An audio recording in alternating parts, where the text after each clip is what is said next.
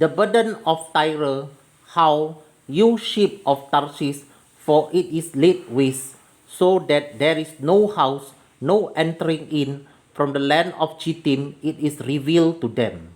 Be still, you inhabitants of the isles, you whom the merchant of Zidon, that passing over the sea, have replenished. And by great water the seed of Sihor, the harvest of the river, is her revenue, and she is a marketplace of nations. Be you ashamed, O Zidon, for the sea has spoken, even the string of the sea, saying, I travail not, nor bring forth children, neither do I nourish up young men, nor bring up virgin. As at the report concerning Egypt, so shall they be sorely pained at the report of Tyre. Pass you over to Tarshish, howl you inhabitants of the isles. Is this your joyous city, whose antiquity is of ancient day? Her own feet shall carry her afar off to sojourn. Who has taken his counsel against Tyre, the crowning city, whose merchants are princes, whose traffickers are the honorable of the earth? Jehovah of hosts has purposed it to stain the pride of all glory and to bring into contempt all the honorable of the earth. Pass through your land as a river, O daughter of Tarshish. There is no more strength. He stretched out his hand over the sea. He shook the kingdom.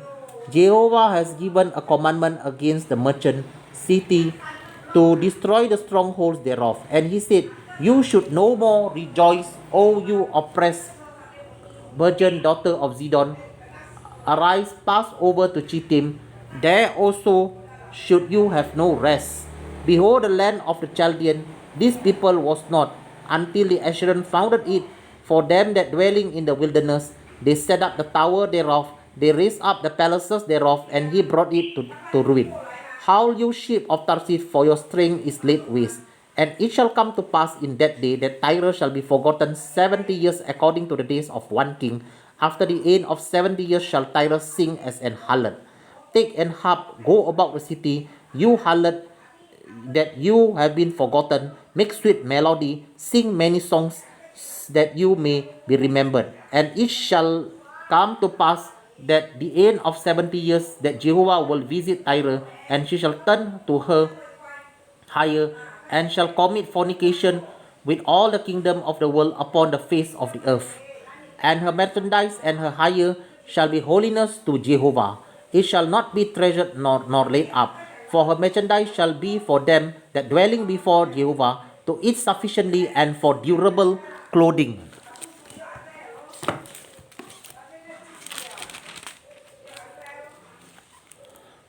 सोर के विषय में भारी वचन, तार्शीश के जहाजों हाय हाय कारो, क्योंकि वो उजार गया, वहाँ ना तो कोई घर और ना कोई शारन का स्थान है।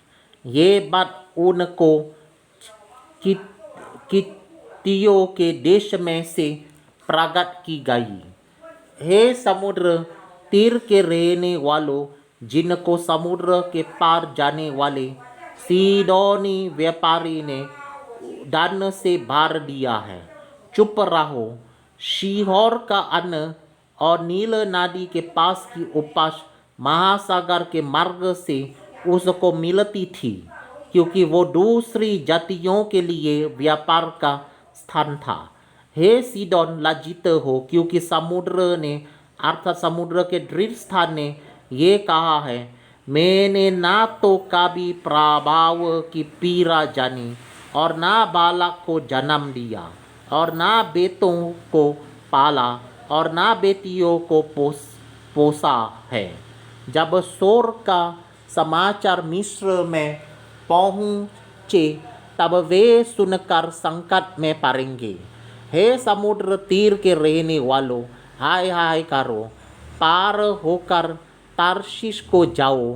क्या ये तुम्हारी प्रसन्नता से भरी हुई नगरी है, जो प्राचीन काल से बसी थी, जिसके पाँव उसे बसने को दूर ले जाते थे? सोर जो राजाओं को गद्दी पर बैठा थी वो जिसके व्यापारी हाकिम थे और जिसके महाजन पृथ्वी बार में प्रतिष्ठित थे, उसके विरुद्ध किसने ऐसे युक्ति की है? सेनाओं के यहोवा ही ने ऐसी युक्ति की है कि समस्त गौरव की सम्मान को तुच्छ कर दे और पृथ्वी के प्रतिष्ठों का अपमान करवाए। हे तरशीश के निर्वासियों, नील नादी के समान अपने देश में फैल जाओ। अब कुछ बंधन नहीं रहा। उसने अपना हाथ समुद्र पर बढ़ाकर राज्यों को हिला दिया है। यहोवा ने कनान के दृढ़ किलों को नष्ट करने की आज्ञा दी है और अपने कहा है, हे सीडोन, हे भ्रष्ट की गई कुमारी, तो फिर प्रसन्न होने की नहीं। उठ, पार होकर कितियों के पास जा, परंतु वहाँ भी तुझे चैन ना मिलेगा। कसदियों के देश को देखो, वो जाति अब ना रही। आशूर ने उस देश को जंगली जंतुओं का स्थान बनाया।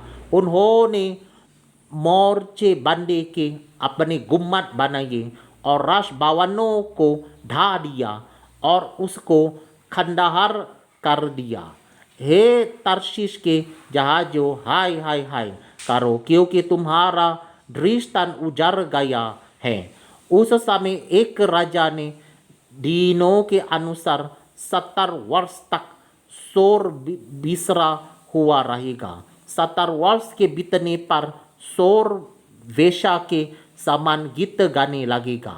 हे बिसरी हुई वेश्या, बीना लेकर नगर में घूम, बाली बाती बाजा, बहुत गीत गा, जिससे लोग फिर तुझे याद करें।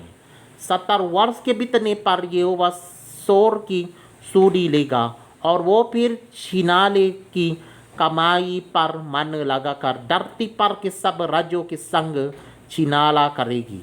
उसके व्यापार की प्राप्ति और उसके छिनाले की कमाई यहोवा के लिए पवित्र की जाएगी। वो ना भंडार में रखी जाएगी, ना संचय की जाएगी, क्योंकि उसके व्यापार की प्राप्ति उन्हीं के काम में आएगी जो यहोवा के सामने रहा करेंगे, कि उनका भरपूर भोजन और चमकीला वस्त्र मिले। All right, I have finished reading. Thank you.